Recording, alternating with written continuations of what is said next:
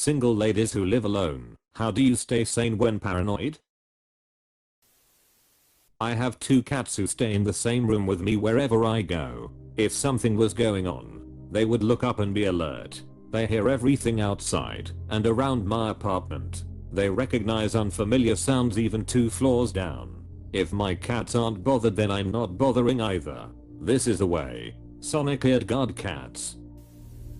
When I was single and living alone, I did have a security system for peace of mind, but also a cat. Hear something go bump in the night, blame it on the cat, and go back to sleep. Works wonders. I do the same. I have camera outside, but random noises get blamed on the dog or cat for sure. It's also really nice to be able to check if the dog is barking because someone pulled up, or if she's barking at the wind or wildlife that wander through. I live in a densely wooded area, and being able to check the cameras definitely helps. I used to make sure everything is locked good and secure, then turn on music or TV so I don't hear every single little sound. The tiny sounds what really get creepy. When you have a show or something on, you think about it 20x less. I have music or videos on my phone playing pretty much non-stop while I'm awake. I also have 3 vicious attack cats to keep me safe. Attack cats are the best. Also great for blaming random noises on, even when you know it totally was not the cat. I never answer the door if I don't know who it is. I live in an apt, so sometimes delivery people will ring random apts. I also make sure no one follows me into the apt. Some guy tried to do this the other week, and as I was walking to the apartment I noticed him waiting. Then he tried following me in.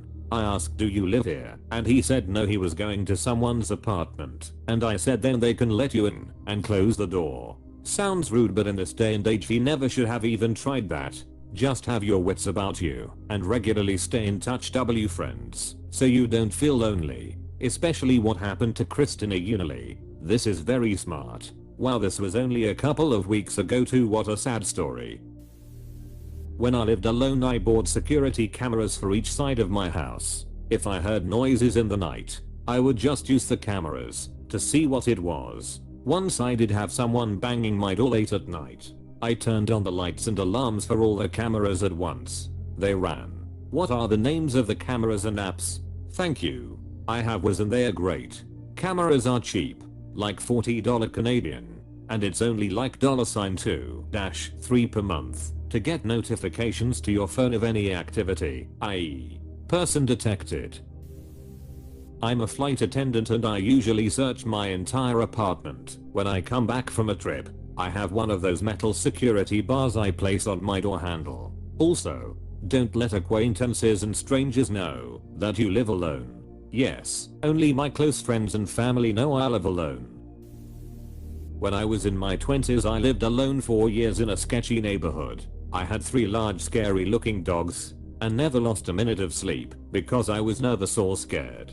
Highly reminded going to the shelter. Guaranteed they'll have a big scary looking sweetie that would love to protect you. I'm nearly 50 now and I've always had at least 2 large dogs in my home. I just feel safer with them around. I have a large dog and a small dog. If a stranger comes in, the larger one would be a bit apprehensive but would eventually wag his butt and become friends. The smaller one, he would fess up. Stranger or not, you don't mess with small dogs. I have roommates, but sometimes they are gone. I have bad paranoia and a little bit of trauma because I have been robbed before while home alone, not in the current place I live. I have a chain lock on my bedroom door, so I lock that along with my door knob when I'm feeling extra paranoid. We have dogs. They make me feel better, even though they are too friendly for real protection. Most criminals wouldn't know, and hopefully the barking would deter them, or at least wake me up. When I was robbed, I had only cats in the house and well, they weren't any help, and I'm 100% a cat person. I've considered getting a gun, but I'm honestly scared of them. If I had one the night I was robbed I possibly would have killed the guys. We have castle law in my state, and then I would have more unnecessary trauma to deal with since they didn't end up hurting me. I know realistically the chances of me getting robbed twice in my lifetime are very low, but it's so hard not to feel that fear once you've gone through it. So sorry you went through that. My fiancé thinks I'm paranoid because I lock everything. We even have a lock on our basement door that I always lock when we go to bed. But my house, when I was younger, was broken into as well, and we lived in a nice area, so it's made me more anxious. My dog is absolutely psychotic about any noise he hears. Not too worried about anyone sneaking around. This is my answer. I would not live alone if I didn't have a dog. A very protective, alert GSD mix. She looks scary, sounds scary, and alerts me to everything. I took an edible last night to get to sleep and started getting paranoid between when it kicked in and when I went to bed. I adjusted so she was in my eyesight and I could constantly look at her and realize that everything was fine because she was relaxed, plus all the sweet cuddles. My first step was to stop watching police procedural shows like CSI and Law and Order, SVU. My paranoia noticeably decreased after I stopped watching those shows. Yes, the world can be dangerous, but it's not as dangerous as the shows make me feel. I live in a city without a car. Some things I do, I only go outside in the daytime, with cover and everything. I don't have much need to be outside anyway. I will go outside at night if I have plans, but I avoid going outside for small everyday things like running errands. When I leave my apartment building and see someone on the front steps, I leave through a secondary exit. When I return to my apartment and I see someone waiting on the front steps, I'll walk around the block or linger at a store and come back when no one is on the steps. I do not want to be followed inside, nor have to reject letting someone in. I make myself leave the house at least twice a week. The more consecutive days I stay at home, the more paranoid I get. Each time I go outside and nothing happens, it reminds me that life is still happening and it's okay. I've been mugged once in my decades of living in a city, so it's like 1 over 6,000 chances of something happening to me, and that happened while I was in a crowd of people, so it wasn't about living alone. To motivate me to leave my house during the day, I create journeys for myself. I buy fresh groceries every few days. I pick up stuff to make care packages for people. I go to dentist appointments, etc. I never share pictures of the views outside my windows on social media. I don't want someone to figure out the exact location where I live. I do realize, based on me posting I love being walking distance from X, Y, and Z, someone could triangulate where I live, but there's a limit to my willingness to cater to my paranoia. I keep social media only to direct friends I know. I will never understand people who have public accounts with their real names and locations, and accept friend requests from complete strangers. I'm not friendly to strangers. I felt validated after reading The Gift of Fear, Survival Signals That Protect Us from Violence by Gavin D. Becker. It was recommended to me in a self-defense course. I will be friendly at social events and parties. I'm not going to be friendly with a random man in the street who's standing too close. I post pictures on social media after I leave a place when I'm alone. I live in an apartment building. The sounds of other people is better than mysterious sounds in a house. I live in a small space that's impossible for a person to hide in. When I lived in a large place with roommates and no one was home, sometimes I would get creeped out and check every bathtub and closet. I know it's irrational and paranoid. I take notice of the regular people around my neighborhood. If I were more outgoing, I would actually talk to people.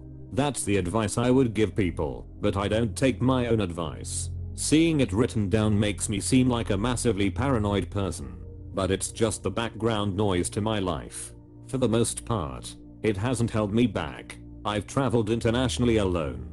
I've met strangers off the internet while on a layover. I have an active social life. Pre-pandemic, the world is less dangerous than we think, but we can still take precautions. And sometimes bad things happen even with precautions. You process your trauma, and then you keep moving.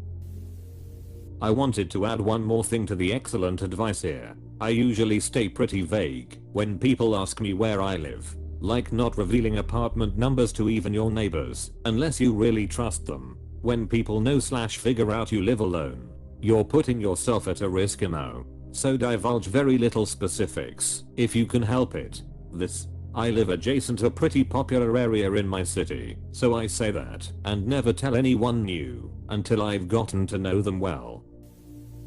I remember that I'm more likely to be hurt or killed by a partner than a random creep. Oddly reassuring. True, but don't rely on this to feel safe. Getting raped by total creepy psychopaths you don't know who have cleverly stalked your every move is indeed possible. It's great to be a woman, isn't it? I have a dog that is protective of me, and I have a white noise machine to drown out any outside noises. Don't actually live alone, but my husband is gone a lot. I just double check my doors are locked and I'm good. I used to be scared, but not anymore, just got accustomed to over time. Same. My husband used to be gone a lot for work. Thankfully he now has a different job. But I have 2 Pomeranians that alert me if the freaking wind blows too hard, so I always knew right away if someone approached the house.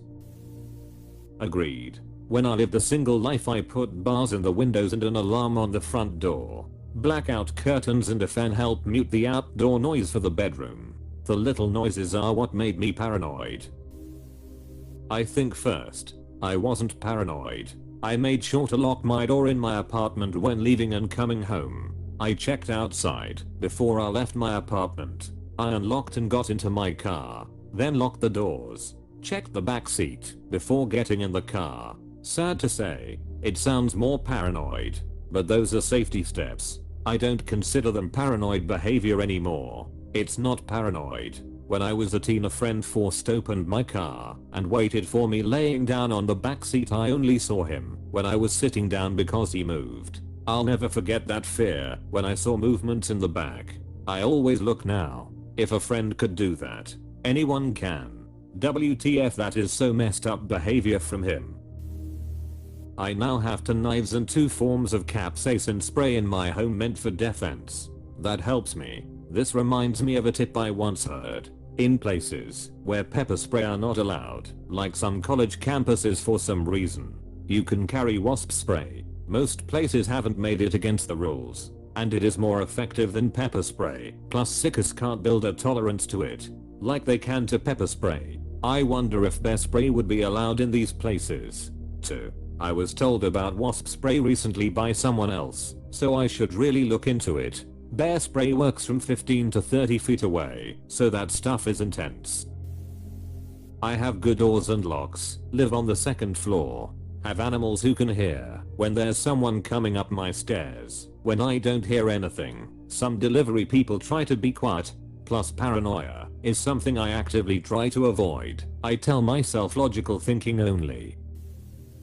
The biggest help has been my dog, honestly. The other big this is I never answer the door if I'm not expecting anyone. I don't have a doorbell camera yet, but if it was someone important, they'll get a hold of me. Other little things are sleeping with background noise, always checking the locks, keeping one light on for comfort, and always knowing where my nearest knife is. You get used to it after a while. I'm very lucky that I live in a quiet, family-filled town.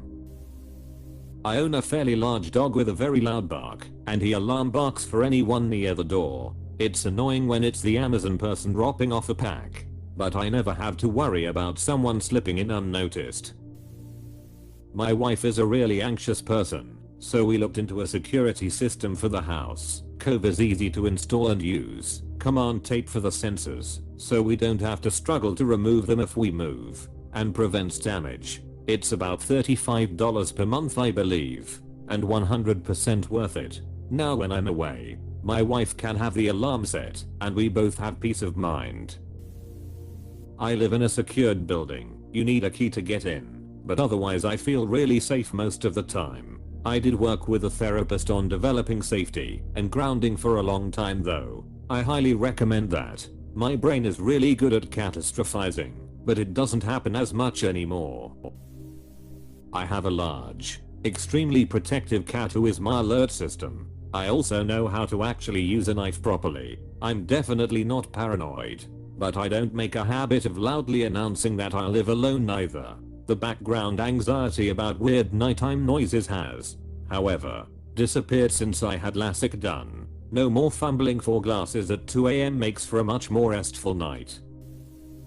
I live with my 8-year-old. I have deadbolts on the doors as well as a chain. If someone knocks I ask who it is first and check the peephole. If they are deliberately standing out of view I won't open the door. If they are in view I'll open it with a chain on and only my head visible. I also have a metal bat in the umbrella stand and one by my bed. I also keep my intercom on privacy mode unless I'm expecting someone, as I've heard people I don't know call up to my flat and then get pissy when I won't buzz them in.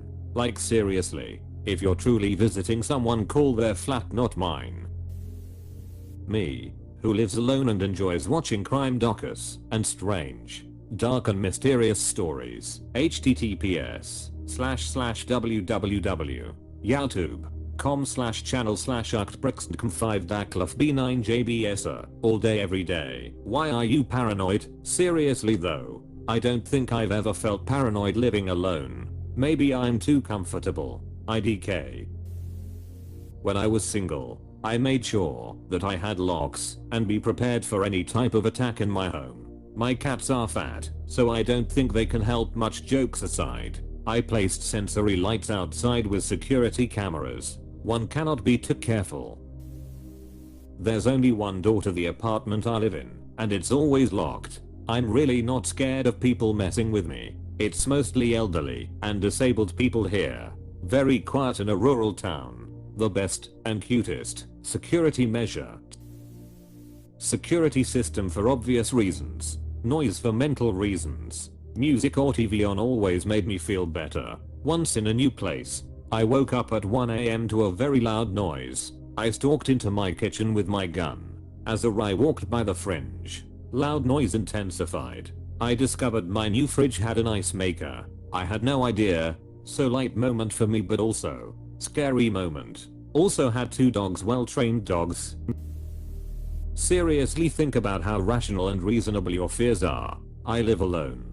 I have lived alone for years. Most people are freakishly, unrealistically paranoid. I live in a very safe country and it never even occurred to me to get scared about anything when I'm in my flat. The only thing I really make sure is that I've blown out the candles before I go to sleep. I've lived alone for 4 or 5 years now.